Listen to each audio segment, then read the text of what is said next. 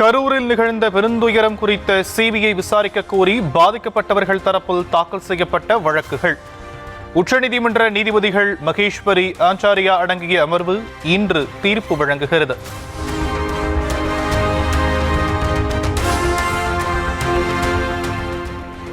மத்திய பிரதேசத்தில் கோல்ட்ரிப் இருமல் மருந்து குடித்து பாதிக்கப்பட்ட 22 பச்சிளங்குழந்தைகள் உயிரிழந்த வழக்கு.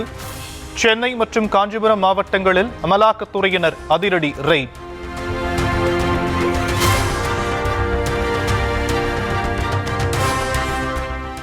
கோல்ட்ரிப் இருமல் மருந்து தயாரித்த ஸ்டீசன் ஃபார்மா உரிமையாளர் ரெங்கநாதனின் கொடும்பாக்கம் வீட்டில் அமலாக்கத்துறை சோதனை. காஞ்சிபுரம் ஸ்ரீபெரும்புதூரில் சீல் வைக்கப்பட்ட ஸ்டீசன் ஃபார்மாவிலும் அதிகாரிகள் ஆய்வு.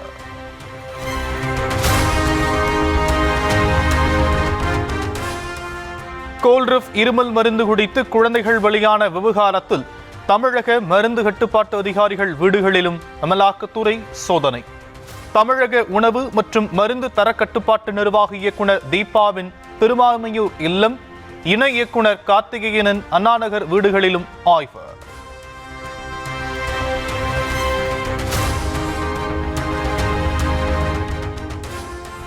தமிழகத்தில் கோவை, நீலகிரி உள்ளிட்ட 11 மாவட்டங்களில் கனமழைக்கு வாய்ப்பு. சென்னை வானிலை ஆய்வு மையம் தகவல்.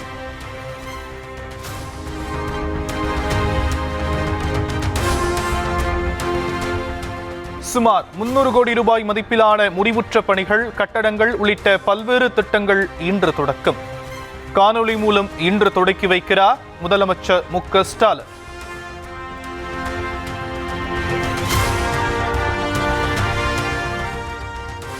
எடப்பாடி சட்டமன்ற தொகுதியில் உள்ள சென்றாய பெருமாள் கோவிலில் எதிர்க்கட்சித் தலைவர் EPS சுவாமி தரிசனம். ஏரிகளை பார்வையிட்டு ஊர்வலமாக சென்றபோது பாமக கொடிகளுடன் வரவேற்பளிப்பு. தமிழகம் தலை நிமிர தமிழனின் பயணம் என்ற தலைப்பில் பரப்புரை பயணத்தை மதுரையில் தொடங்கினார் நயினார் நாகேந்திரன். EPS முன்னுரை எழுதிய திமுக ஆட்சியின் முடிவுக்கு பாஜக முடிவுரை எழுதும் என பேச்சு. திராவிட ஆட்சிக்கு முன்னுரை எழுதியிருக்கிறார். ஆனால் பாரதிய ஜனதா கட்சி திராவிட மாடல் கட்சிக்கு முடிவுரையை எழுதும்.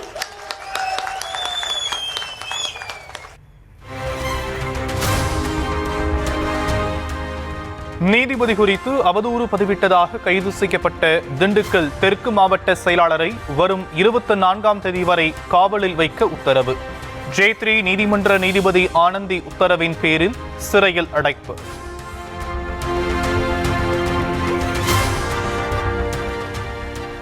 கோவை வால்பாறையில் யானை தாக்கி பாட்டி 3 வயது பேத்தி உயிரிழப்பு.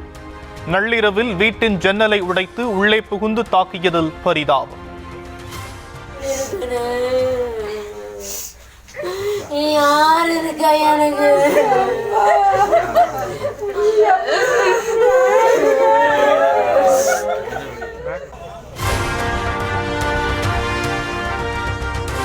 நெல்லை தச்சநல்லூர் காவல் நிலைய சோதனைச் சாவடி உள்ளிட்ட 3 இடங்களில் பெட்ரோல் குண்டு வீசிய சம்பவம். 5 பேரை கைது செய்து 5 பிரிவுகளில் போலீசார் வழக்கு பதிவு.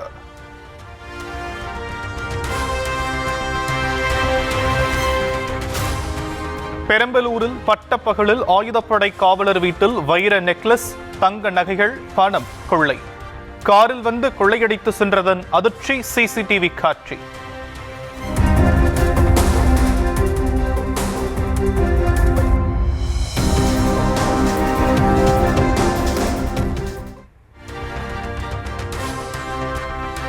கோவை GT நாயுடு மேம்பாலத்தின் இறக்கத்தில் நிறுத்தப்பட்டிருந்த லாரி மீது அதிவேகமாக மோதிய காரில் பயணித்த 3 பேரும் நிகழ்விடத்திலேயே உடல் நசுங்கி உயிரிழப்பு.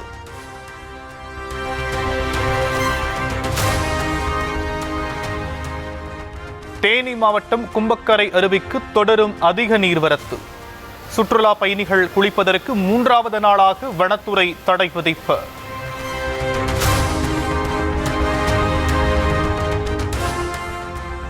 நெல்லை மாவட்டம் திருக்குறுங்குடி திருமலை நம்பிக்கோவிலுக்கு பக்தர்கள் மற்றும் சுற்றுலா பயணிகள் செல்வதற்கு தடை. காட்டாற்றில் பெருக்கெடுக்கும் வெள்ளம் குறையாததால் களக்காடு முன்னந்துறை புலிகள் காப்பக வனத்துறையினர் நடவடிக்கை.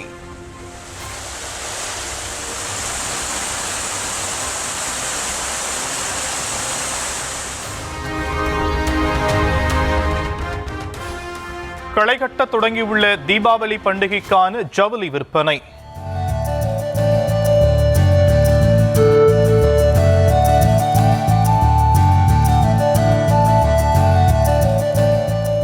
தமிழகத்தின் பல்வேறு மாவட்டங்களிலும் புத்தாடைகள் வாங்க மக்கள் ஆர்வம்.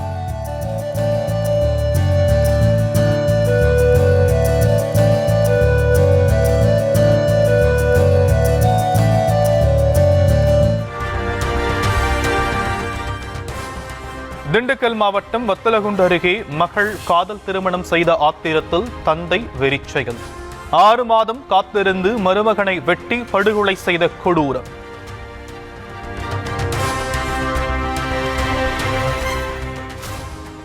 டெல்லி வந்தடைந்த கனடா வெளியுறவுத்துறை அமைச்சர் அனிதா ஆனந்துக்கு உற்சாக வரவேற்பு.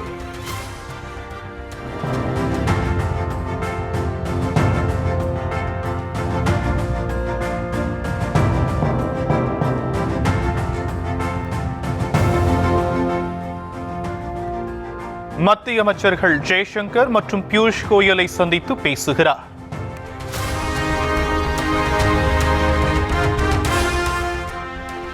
பீகாரில் நீண்ட இழுபறிக்கு பிறகு தேசிய ஜனநாயக கூட்டணியில் இறுதியானது தொகுதி பங்கீடு.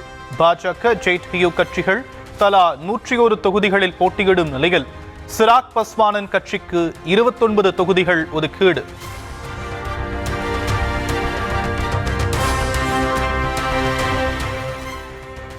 உத்தரப்பிரதேச முதலமைச்சர் ஆதித்யநாத் உத்தரகாண்டிலிருந்து வந்த ஊடுருவல்காரர். சமாஜ்வாதி கட்சி தலைவர் அகிலேஷ் கடும் விமர்சனம்.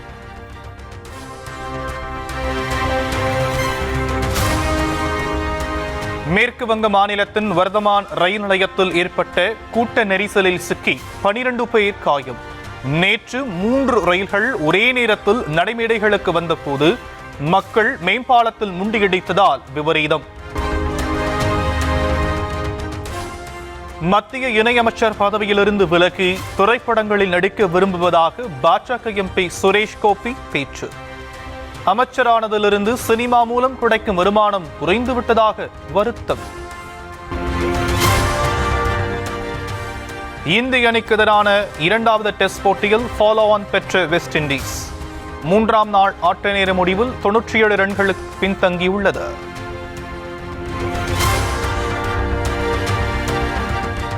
மகளிர் உலகக்கோப்பை கிரிக்கெட் லீக் போட்டியில் ஆஸ்திரேலியா வெற்றி. 3 விக்கெட் வித்தியாசத்தில் இந்தியாவை வீழ்த்தி அபாரம். ப்ரோ கபடி லீக் போட்டியில் பெங்களூரு புல்ஸ் அணி வெற்றி. 43க்கு 32 என்ற புள்ளிக்கணக்கில் பெங்கால் வாரியர்ஸ் அணியை வீழ்த்தி அசத்தல்.